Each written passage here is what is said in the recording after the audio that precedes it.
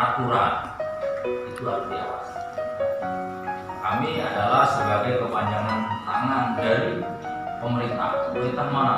Pusat, dari presiden, turun sampai ke daerah. Ini yang perlu kami bina dan kami awasi. Makanya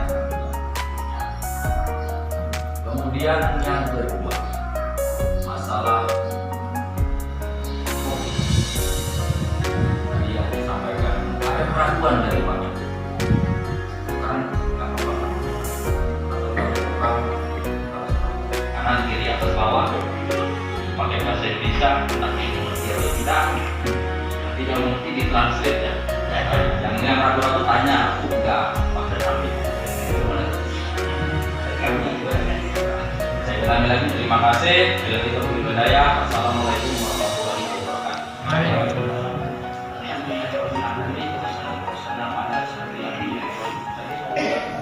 Berikut keluarga dan kerabat beliau sekalian yang sama-sama kita hormati.